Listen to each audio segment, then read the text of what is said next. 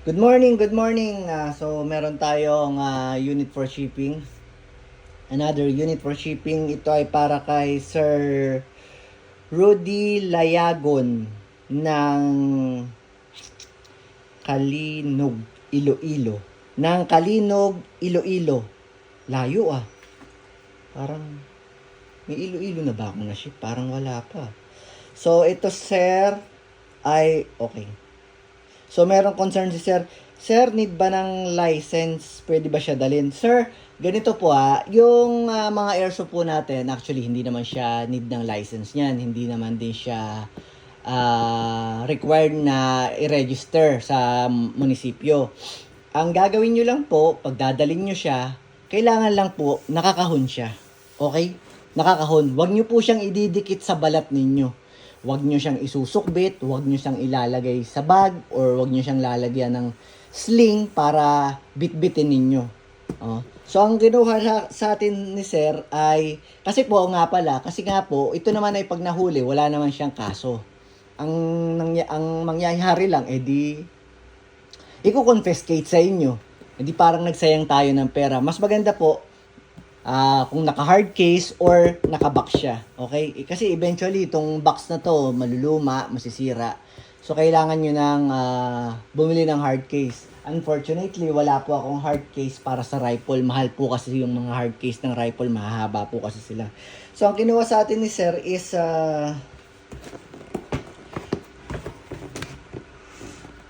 ENC 645 GY. So, yun yung code niya, no? So, yung ENC, ito yung Daniel Defense ng replica ng Daniel Defense na PW, PD, ito, PDW na DDM4. Ayan. So, ito sir, yung unit mo. Paano kaya ito mabibidyo ng maayos? Ang haba kasi, first time may magpapaship ng magpapaship ng rifle sa atin eh. So, ito sir, ayan, meron siyang mga railings dito. Pwede dyan ng scope, saka, mga red dot, yan, mga hollow na optics, yan. Pwede mo siyang kabitan dito. Tapos, full metal yung unit. Metal po itong buong unit na to. Pwera lang itong grip. So, nandito yung dinamo niya, yung motor niya, tapos andito naman yung gearbox niya. So, ingatan lang po natin tumabagsak kasi nga po, siya po ay AEG automatic electric gun, okay? So, paano ba siya gamitin? Ganito, sir. First, ang hirap Ayoko namang magpakita sa camera. So, sir, ganito. Ito, may dalawang pindutan dito, kabilaan. Ito, ay, Diyos ko, ang hirap. Ang bigat kasi. Eto, tukod muna natin. Ito, tsaka sa kabila din, may pindutan. So, ang gagawin nyo, oh, Diyos ko, katakot-takot na adjustment ng camera. Pipindutin nyo lang tong dalawang bilok na to. Okay. Tapos, matatanggal nyo ng buo to. Tapos, sa likod, makakakita kayo ng ganito. Ito, matatanggal nyo to. Pag natanggal nyo po yan, so makikita nyo, meron ditong, ayan, connector. So, lagay muna natin dito yung buttstock. Bangon na natin.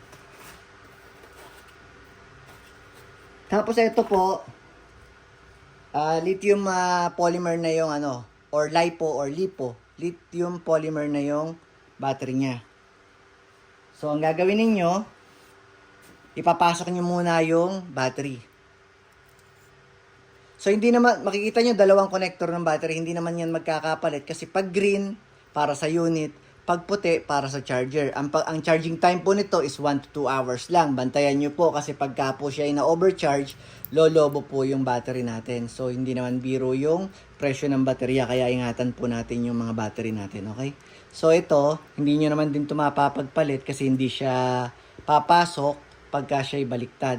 Ayan, so hindi siya papasok. So, kailangan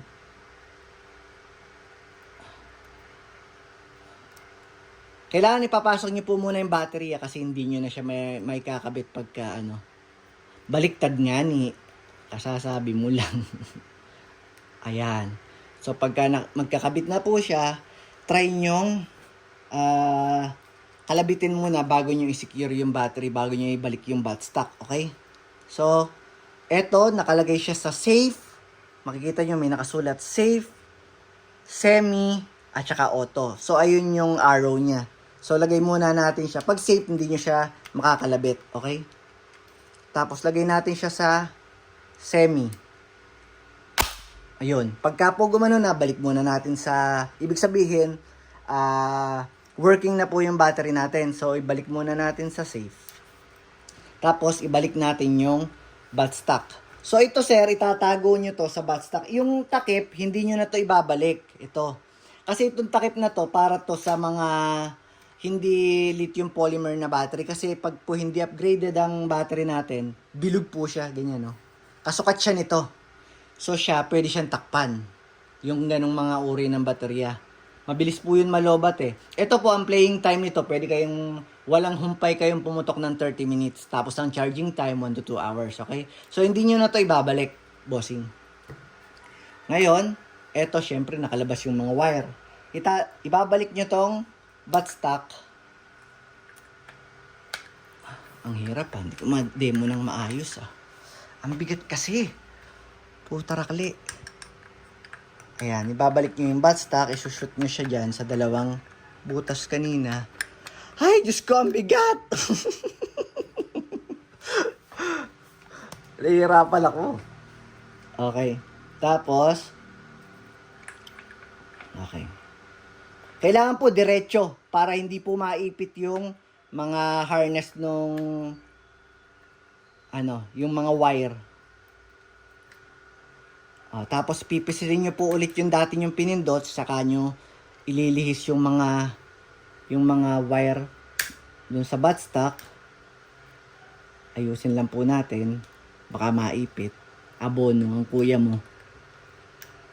So bossing, pagka i-ship ko to, kakalasing ko ha, kasi after nyo pong gumamit ng electric na rifle, lagi pong tatanggalin ang baterya sa pagkakakonect.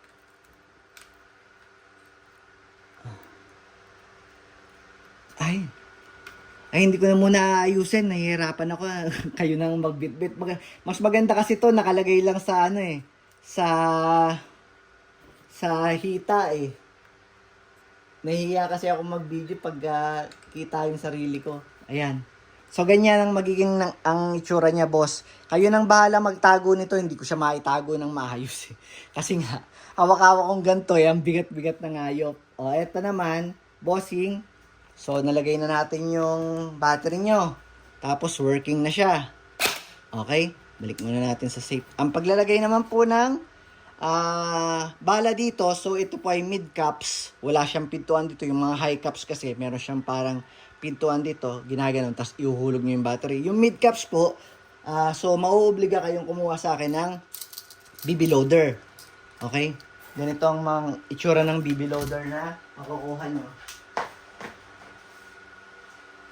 Asa na mga BB loader? Punyeta ro. Okay. So, ganito po ang itsura ng BB loader. So, itong adapter na to, may adapter yan sa hindi nyo na po yan kailangan, okay? Pwede nyo na itapon yan. Ewan ko ba't may ganyan pa. So, makikita nyo, may maikli siya. May pinipindot lang dyan, parang ito ata. Tapos lalabas na tong mekanismo na to, okay? So, ang paglalagay po ng BBs, yung mga AEG natin, di isasalpak ninyo. Pag salpak nyo, pagka natapos kayong gumamit, pag po nirelease nyo yung magazine, lagi pong may nahuhulog. Natural po yun sa mga AEG. Hindi po yun na sira or Natural yun na pagka ginamit nyo tapos i-release nyo yung magazine, lagi siyang may nahuhulog. May mahuhulog siyang bala. So, ang paglalagay ng BB sa magazine, bossing, itong dulo ng BB loader, ipapasok nyo lang siya dyan. Yan. Tapos, pisil lang. Nabilaukan pa tong BB loader ko. Hay! Naku, Diyos ko, humaba na yung video.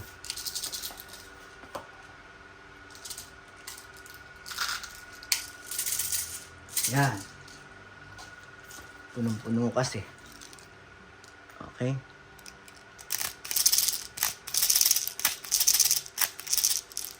Okay na yun. O, tapos bossing, ang pag-i-insert ng magazine, laging paganto. Oops. Paganto. Paganto ang motion. Yan.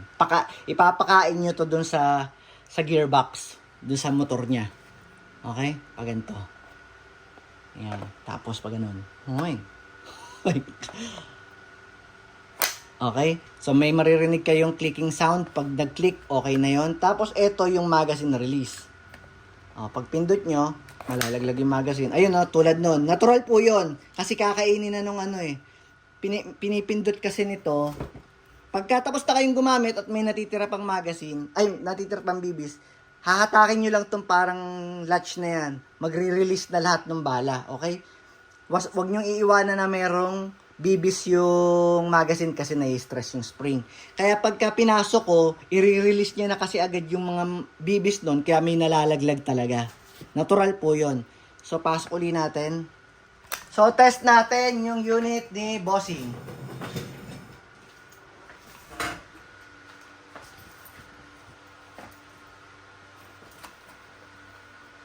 Okay, eto.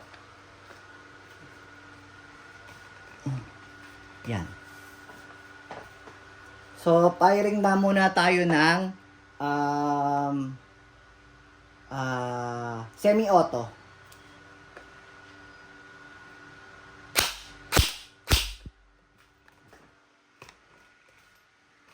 Yan.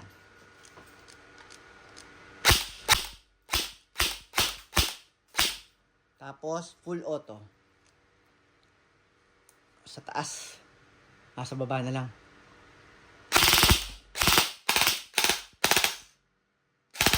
So, ubus na. Ubus na agad yung bala. Ang konti kasi nang nilagay ko. So, ayun, bossing. Working yung unit. Pag binunot ko to, meron na naman ditong bala. Ayun. So, ayun, ubus na yung bala niya. So, yun lang, bossing. So, maraming salamat, bossing, anong pangalan ni bossing? Bossing Rudy Layagon ng Iloilo. Thank you, bossing ko.